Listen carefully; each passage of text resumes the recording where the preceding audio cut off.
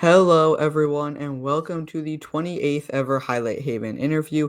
My name is Matthew Heiserman, and today we are joined by Catie Harper from Daily News Record Sports, our first female guest to join the show. Catie, it's great to have you on. Thanks so much for having me. Yeah, let's get right into it. Obviously, this was a big season for JMU football. Just under a month ago, they won their first bowl game in JMU history. They beat Western Kentucky 27 to 17 in the Boca Raton Bowl. They did play in the Armed Forces Bowl last year. Obviously, didn't end up winning that one. What does this win mean for the Dukes? I think it means a lot moving forward. Obviously, getting to that first bowl, like you said, at the Armed Forces Bowl was a huge deal, especially kind of with the circumstances around it and the fact that they kind of had to sit and wait until the last day to even know that they were going. But for the Boca Raton Bowl, there was a little bit more stability going down there with the coaching staff and kind of knowing the players that were still going to be around to help the team hopefully get that win and then inevitably getting it. And then even just moving forward, it's something that I've had the chance to talk to some of the transfers that they've brought in over the last month, and some of them even said that they were aware of JMU beforehand and that having that opportunity to sit down and kind of take in that bowl game and watch what they were able to do was something that was eye-opening to them during their own recruitment. It was just something that the coaches can still use going forward now that, you know, it was obviously two group of five teams going against each other, similar places in the country, similar kind of what you would their expectations maybe every year around the same thing. So to see JMU kind of pull that one out is definitely something that I think moving forward is going to help in the recruitment game. Yeah, now a player I want to focus on in that game was J.C. Evans, obviously the true freshman quarterback for JMU. Evans was not really involved at all during the regular season. He didn't complete a single pass. He played in two games Mhm. where he got 16 total rushing yards, and he stated that he kind of models his game after NFL quarterbacks such as Josh Allen and Cam Newton. In the Boca Raton Bowl, Evans had 64 rushing yards, a rushing touchdown, and that 1 yard passing touchdown. Why did Chesney decide to utilize Evans so much in the bowl game after barely playing him at all throughout the regular season? Yeah, I think throughout the regular season, we all kind of saw him in specialized packages that were designed for him. Um, Obviously, going through the regular season, Alonzo Barnett is a mobile quarterback, so he could handle most of that running. But there were still things that JC did a little bit different. I think when you get the chance to be around him, what really stands out is his size. He is a really big kid, especially being a true freshman. And so to see him obviously going into the bowl game knowing that JMU, they knew that they weren't going to have Alonzo Barnett, and they knew what they had in terms of Billy Atkins when it came to passing. But what you had with JC Evans is maybe a little bit more of that mobility that you don't. I don't want to say Billy Atkins didn't have it because he can move around and he can get out of the pocket and still distribute the ball, but there was a really good balance between the two of them in what they were able to do. And so I think you saw that a little bit more in just kind of JC's strength running the ball in some of those moments really, really did help them in getting some of those key first downs, helping them when they get into the red zone to just kind of have more of that run threat from the quarterback position. Yeah, and based on JMU's quarterback depth right now, he won't start next season, but you don't just want to keep him on the bench for the entire season like we kind of did this season. What do you expect his expanded role to look like next season? It's actually, I think it's kind of interesting right now. And I actually wrote about it today and it got published probably like an hour before this. There is a little bit of a question mark right now with this quarterback position purely because there isn't too much word on what Barnett's injury is and how serious it is. There are definitely some rumblings out there of what it could be. And so right now you had JMU looking in the portal to potentially bring in a quarterback. They've hosted at least one on a visit. And you would kind of expect that if maybe Alonzo Barnett's injury is a little bit more serious, you would probably see JC Evans a little bit more next season. But it kind of comes down to how comfortable are they having him carry the bulk of the load if Alonzo Barnett can't go. But I do think this coaching staff is really high on him. I think there's a reason that they recruited him and got him on board very quickly after they arrived in Harrisonburg in December of 2023. And I think he and I said it in this article too, he definitely is the quarterback of the future for them. And it's just, when is that future and when does it start specifically? Because he does have a really, really strong skill set, and we've seen flashes of it, but it does come back to the fact that we've seen one pass attempt and it was a 1 yard touchdown.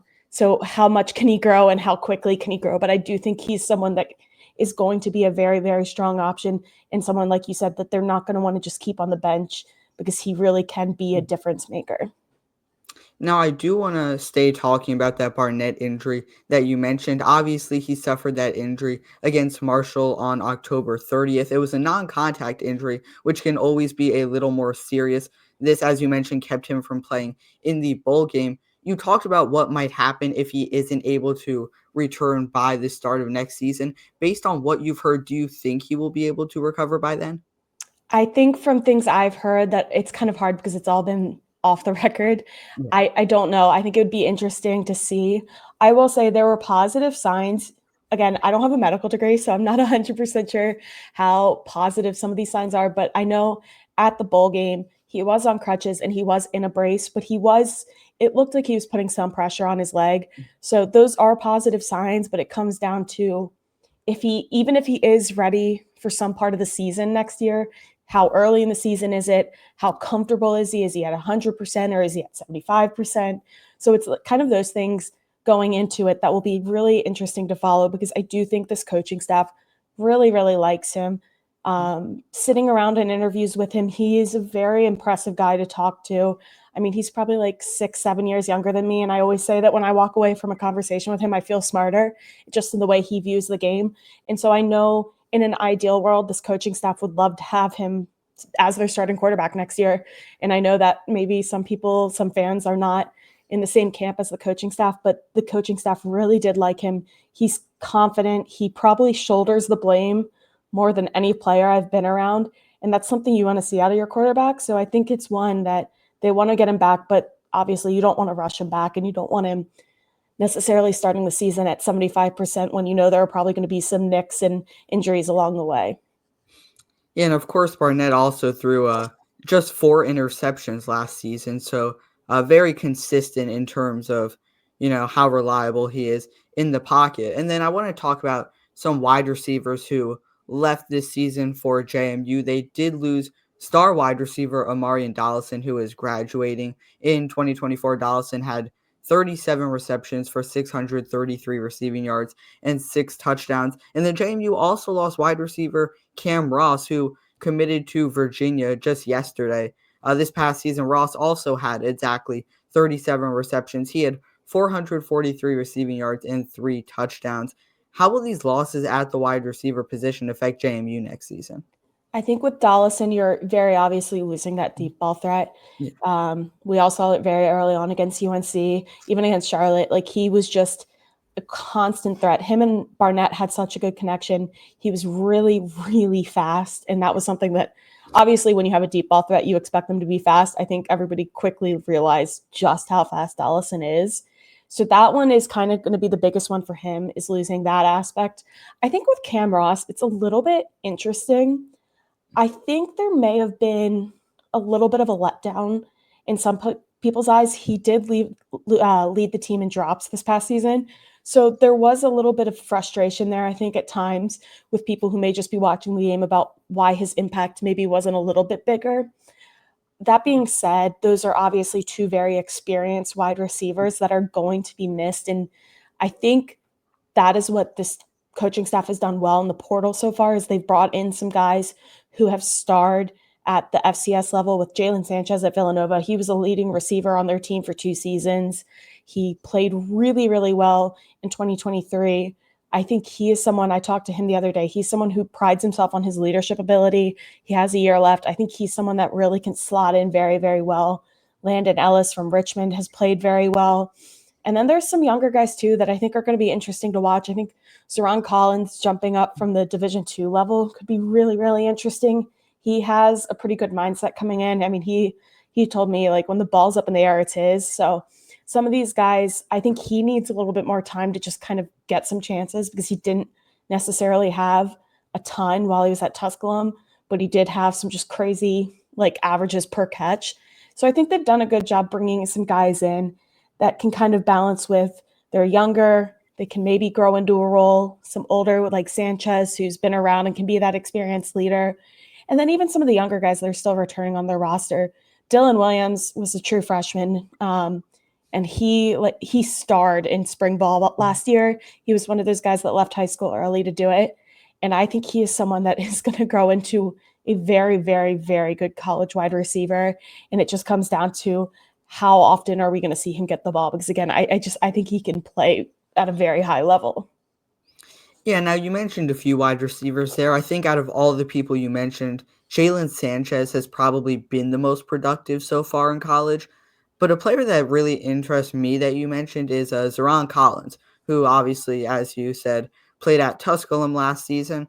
And in my opinion, he shows some similarities to Dollison in terms of his speed and being that deep ball threat. He caught 10 passes for 228 yards last season, averaging just under 23 yards per catch. What do you expect to see from him this upcoming year? I'm I'm really curious to see his growth from kind of the start of the season to the end of the season because he is, like you said, he has some really good speed. His averages were crazy high for maybe not getting as many targets as he probably would have wanted. And I think that will be really interesting to follow throughout the season. And talking with these wide receivers that have come in, the biggest thing that they've said that kind of drew them to JMU was the position coach, Justin Harper, because when he sat down with them, he told them, hey, you do these things really well, but this is what we need to grow on. This is where I think you can continue to grow. And I know Zeron was the first one who said it to me that the fact that Coach Harper was willing to tell him where he needed to improve was something that he really, really liked because he wants to keep growing in this game and he wants to get to the next level. So he's going to be one that I think there's a high ceiling for him. And I think there's a lot of room for him to grow, especially since he started at a lower level. So kind of making that jump to the FBS and how quickly does he adjust to that jump and how much will he see the field, especially early on. Now, we've been talking about the transfer portal. However, we do have to talk about some departures as well. I'd say the main one being Eric O'Neill, who did transfer to Rutgers on January 1st. O'Neill was the best defensive player for the Dukes this past season. He had 52 total tackles, 18.5 of those were tackles for loss, and then he also had 13 sacks and one interception. How will this departure affect JMU's defense in 2025? Yeah, that one hurts. Obviously, he had a year left. I think he really did end up kind of being that hidden gem that the coaching staff found being at Long Island. He's someone that talking with defensive coordinator Lyle Hemphill before the bowl game, he kind of just got looked over because of the COVID-19 pandemic and the fact that recruitment during that period was not the easiest thing. So we ended up at Long Island where obviously he tore it up at the FCS level and making that jump, played really well. Obviously there was some hope for JMU that he was going to be back for another season, but he ends up entering the portal. And that's a big loss. But I think something that JMU has done well for probably like the last 10, 15, 20 years, even through the coaching changes, is they've always seemed to have very, very good defensive ends. They've always been able to find them for some reason. And I mean, I went to college at JMU, and when I was there, it was Rondell Carter and John Daka that were really, really good off the edge. And so they've been able to follow these guys up year after year and bring in new people. And obviously, this past year, it was Eric O'Neill and Kyrie Mans, and even a little bit of Lloyd Summerall. So it's going to be obviously a little bit difficult to replace someone like O'Neill. You can't necessarily match his production, but I think, you look at someone like Holmes, who they just brought in from Maine. I think that is someone that could really, really make that jump because he's experienced. Maine has historically had some pretty strong defenses, and he really stood out there when he was playing. So I think that one's kind of the one that will be interesting to follow in the sense of who is that next defensive end that will kind of step up and continue on in this history of having really good defensive lines at JMU. And then obviously to JMU's benefit, having Sam Daniels as the coach who in his own right is part of that history, having played at JMU, I think that is definitely something that benefits them. Yeah, and as you mentioned, Xavier Holmes was amazing at Maine last season. He had 72 tackles, 12.5 tackles for loss, 6 sacks, 2 forced fumbles, and 2 fumble recoveries, as well as an interception in just 12 games. So, yeah, he will definitely be able to at least to an extent, fill the role of O'Neal. And Holmes did play with Kyrie Mans at the University of Maine. They did overlap for, I believe, 1 or 2 years in 2021, 2022. What are your expectations for him? Do you think he's going to be the most productive defensive end this year?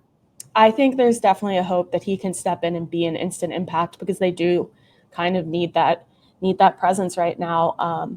It's going to be an interesting kind of defensive line and how they pair it together. And obviously, it can be so complicated to even talk about it in January because there is still that spring window. So you still aren't 100% sure of if this is who's going to be on the roster come July when training camp starts, or if there's going to be a new face coming in a few months. So I think he's definitely one that you're going to want to see kind of come in and set the tone early and kind of make a stand, especially as an older player on the team and as someone that they probably hope could step up and be a leader. Yeah, now back to O'Neal. I know you said that there was some hope that he would return this season. I saw some interviews with him before the Boca Raton Bowl, and it looked promising that Mhm. he was going to return. Of course, that would be a weird situation to say that you're going to transfer right before your final game of the season after having a career year. Did you get the sense that he was going to transfer, or did you really think that he was going to stay for his last year? Um, Probably before the last press conference that we had in Harrisonburg, I was kind of like, you know what? I think he's going to transfer just because of his skill. And then having that press conference, which was, I think it was on a Thursday, and they all left for Boca on Saturday. And he had mentioned that he was like excited to have another year playing for Sam Daniels. At that point, I was like, oh, well, I guess this is probably pointing at him coming back. And obviously, that wasn't the case. And a few weeks later, he's in the portal. He's on his way to Rutgers. So I'm not 100% sure what all went down in that scenario, if it was something that he kind of just said in the heat of the moment in a press conference. Because, I mean, I think I put it out right after. I'm a little sad that I'm not going to have another Eric O'Neal press conference because they were always a little fun and they Yeah. were a little crazy at times. You didn't know what he was going to say. Um, but I don't know. It's hard to fault a guy like that because I think he is someone that obviously can I think he has the skill set to keep going and see how far he can grow. And obviously making that jump to the Big Ten was something that really enticed him out. And I mean, ahead of the bowl game too, I think Chesney had made it clear with his team that if they entered the portal, you're gone. You're not coming back. So I think it was one of those that he really did want to play in the bowl game. Mhm. Yeah, now I want to talk about JMU's run game. In 2023, JMU allowed the fifth fewest rushing yards per game of any team in all of college football. Of course, over that offseason, we lost head coach Kurt Signetti to Indiana, as well as many other coaches and defensive players. In 2024, this is an interesting stat. Indiana allowed just 80 rushing yards per game, which was the fewest of any team in all of college football. So obviously, JMU's coaching staff played a massive, massive role in Indiana's run defense success this past season. How does JMU's run defense get back to that same level it was at in 2023? Of course, they don't have the same coaches, they don't have the same players. How will they be able to return to that success? Yes, this is actually, I love talking about this because this is kind of in like my wheelhouse of JMU history. Mhm. My freshman year at JMU was 2016 when they won the national title.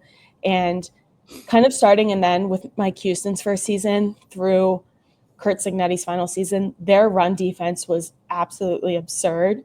And that's kind of what I was talking about earlier in the sense that they've always had good defensive ends, is they've always just been good up front defensively in total. And they've stopped the run really, really well. And I think this year, if you look at the Sun Belt standings, I may need to double check, but JMU either finished 1 or 2 in the conference at stopping the run. So it was still a really, really good run defense in terms of who their competitors are at the Sun Belt level. But that being said, they did allow more than I think we've seen in the last several years. I don't know if it's something that they're necessarily worrying about in terms of wanting to get back to what it was in 2023 because they're still doing it well and they have a really good defensive scheme under Lyle Hemphill. I think he's an absolutely amazing defensive coordinator and what they do works. And they definitely take the approach of wanting to stop the big plays more than anything else. You know, they don't want to be hit with a 65-yard touchdown pass. Like that's what they're protecting against mainly. So I think what you're seeing their run defense at right now, I would say that's probably what you should expect from it again this coming season, more so than getting back to probably what it was under Kurt Signetti, just because I think it's a little bit of a different approach that they take. Mhm. Yeah, now, of course, Indiana took a lot of our guys last offseason. Now, in recent years, it feels like JMU's sort of doing the same thing to Holy Cross. Obviously, Bob Chesney came from Holy Cross, and then we also took many other coaches like offensive coordinator Dean Kennedy and strength coach Chris Brodsky, who just came over, about a week ago. JMU also got defensive players such as Terrence Spence and Jacob Dobbs. Are we doing the same thing to Holy Cross that Indiana did to us? I will say there are some slight differences in terms of what Jamie fans saw last year with Indiana and Holy Cross. Holy Cross as a school has some academic limitations that some of these players face. There's only a certain amount of semesters that they can take at the school because they don't have a graduate program. So someone like Jacob Dobbs had run his course academically at Holy Cross. He had done everything that he could do. So that final year of eligibility that he had, if he wanted to play it, he didn't really have a choice. He would have had to transfer. He just got lucky in the sense that his head coach at Holy Cross left and took another job. Same, pretty much the same thing with Terrence Spence. He ended up sticking around at Holy Cross through the spring so he could graduate. So you saw it with those older guys. If that's why they entered the portal, they have another player coming down who's a safety. He's someone that will join in the summer of this year too because he's graduating. And when I talked to him, it was one of those things that he could have technically stuck around for that fall next year and finished out his playing eligibility, but he only had like 3 credits left. And if he wanted to do that, he would be taking things like dance. And he said that wasn't something that really interested in him. So that was kind of those reasons. So that's kind of why you see the Holy Cross to JMU pipeline right now of just being that academically Holy Cross is a little bit different of a school than JMU.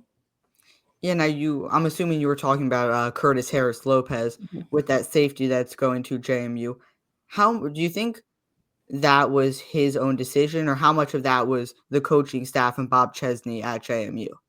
He really wanted to enter. When I talked to him, he really wanted to play at the next level. And again, like academically had pretty much run his course, so he knew he Mhm. was going to leave. He really wanted to make it to the FBS, and it was one of those things that he is kind of similar to Dobbs and Spence and all of them. He had the benefit of a coach that he knew very, very well, being at that FBS level, and having talked to him, you can kind of just tell he's a Bob Chesney guy. His maturity and kind of how he talks is you can kind of see how he fits in with Chesney's scheme. So I think that was kind of for him just academically at running his course there and wanting that opportunity to play at an FBS school. And it just happened that JMU gave him that chance with his former coaches. Yeah, one of those guys we were talking about who came from Holy Cross is Terrence Spence. This was Spence's first season as a Duke, and he became the fifth player in JMU history to earn an invitation to the Hula Bowl. This season, he had 38 tackles, 7 passes defended, 5 interceptions, and a forced fumble. What impressed you the most about Spence this season? I think the way he responded to the beginning of the season, and Mhm. he talked about it with me multiple times that he was a little bummed that he didn't open the season as a starter at cornerback. And it was something that he hadn't really gone through before. He hadn't really had that moment where he wasn't needed on the field as often. And it was something that really stuck with him. And then seeing that North Carolina game was kind of like a welcome to the FBS party for him with, the 2 interceptions. One of them was a touchdown, the blocked punt. And I will say too, the his ability to block kicks is something that overall is something that stands out.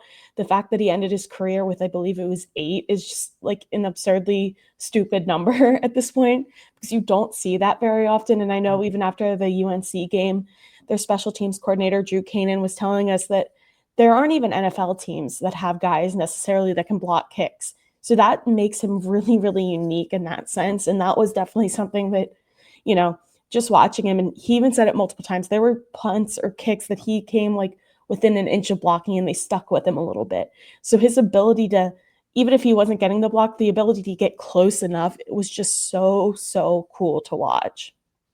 And of course, every year there's a few players that declare for the NFL draft, and that's no different this season. Some of those players for JMU include Taylor Thompson, Ryan Hansen, Kyrie Mans, and Jacob Dobbs. Do you think any of those guys will end up getting drafted this offseason? Yeah, it's going to be interesting. I think obviously group of five guys always have a little bit more of a uphill battle to climb Mhm. in terms of, you know, a lot of the time they're not the guys that get invited to the combine and things like that. So I would say if you see someone get drafted, it may be, a little bit later. Guys like Ryan Hansen at punter, obviously that's a position that is a little bit difficult to get in. Um, but I think he's someone that could have a very, very long career in the NFL as a punter because he's very good and his approach is very good. So that one's going to be interesting to see. And I think some of these guys too, they like a guy like Taylor Thompson. I think he proved what he could do when he finally had the opportunity to do it. He was never really used under Kurt Signetti, and then he gets out this year and he's at a tight end, one of their leading receivers still, and was kind of a constant threat to, make a key catch. You saw it in the bowl game.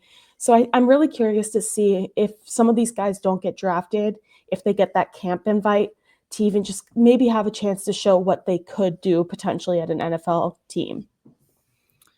Yeah, now, if none of those players do end up getting drafted, obviously I hope they do, but in the chance that none of them do end up getting drafted, do you predict that JMU's next NFL player is currently on the team? um, I would say I would say Eric O'Neal probably could have been that. So, Yeah. obviously, no, not on the team, but I don't know. I think there's still some guys coming in that will be interesting to see how they grow and develop. Again, like Holmes that we were talking about earlier, I think he is a very skilled defensive Mhm. end. So I'm curious to see what can happen. I think that's part of the thing with the transfer portal right now. It's so much of a waiting game to see who can step up and who can maybe make that jump from Division 2 to the FBS. And I think this period of like older players at the college level is a really interesting one because of kind of like what we talked about with Eric O'Neal and the impact of COVID coming out of high school.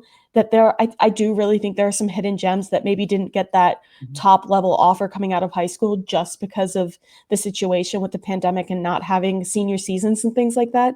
So I don't know. I think JMU could definitely have a guy on its roster that maybe has gone under the radar for several years that could get that camp invite and maybe make a little bit of a difference on an NFL roster. Yeah, now a guy like O'Neal, obviously we wanted him to stay, but I feel like he's a guy who probably knew that there was NFL potential for him, and as you mentioned, that's harder as a G5 school, so I can't really blame him for going to Rutgers. Obviously, that's gonna open up a lot more windows for him. Now, speaking of, defensive end, I wanna talk about, transfer Lakota Dupree. In 2024 for the Charlotte 49ers, Dupree played defensive end, where he had 25 tackles, 3 tackles for loss, and a sack. Obviously, he transferred to JMU recently, but he will be playing tight end. Do you know if he has any experience playing tight end before? Yeah, he was one of the players that I wasn't able to get a hold of. Obviously, like Twitter DMs can be a little bit Mhm, of a a hard battle to fight sometimes. So that one's going to be interesting. mhm.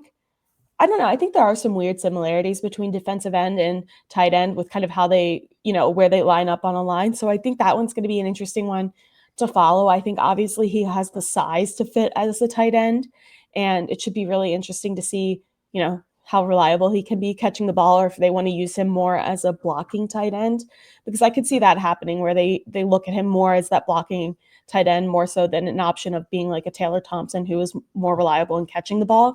So that one's going to be definitely one that should be interesting to follow just because I think when he signed, all of us were kind of expecting him to slot into that defensive end role. And I don't want to make assumptions here, but in high school, obviously, a lot of players play both offensive and defensive side of the ball. So I wouldn't be surprised if he did potentially play some tight end in high school, and maybe that's where that correlation is. Um, And if he did play tight end, do you think that's going to be a smooth transition back? Or, will it take him some time? Will he struggle at first adjusting to a new position?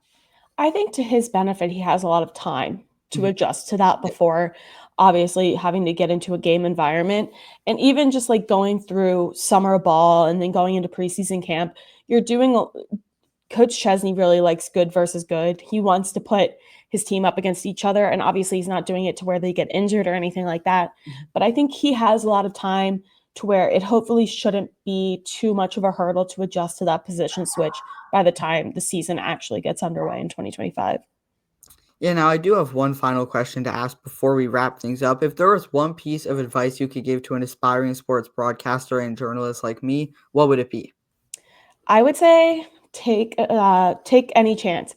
You know, take all of the chances that come your way. I think for me, I wasn't much older than you when I got involved with journalism, and so it's one of those things that, you know, if there's a camp over the summer that you can go to, get involved in that, apply, do those things, and when you get to college, as scary as it may seem, hit the ground running. I think I was a member of JMU student newspaper within 2 weeks of being on campus, so just taking those chances and making sure you're getting your name out there and trying to meet as many people as possible is what can really, really help you kind of build those relationships to then maybe get jobs down the line. Yeah, I really do appreciate that advice. With that being said, I can't thank you enough for coming on. I really do appreciate it. Is there anything else you want to say to the people watching before we wrap things up? Uh, Not that I can think of. Thanks so much again for having me on. I really appreciated it. And where can people find your work if they're watching this? I am on Twitter with at Catie Harper. I am also on the newly formed Blue Sky, or not newly formed, but newly.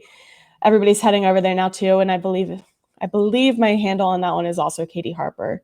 So shouldn't be too hard to find as long as it's Catie with a C. So Again, big thanks to Catie Harper for being the 28th ever Highlight Haven interview guest. And as always, we will see you next time.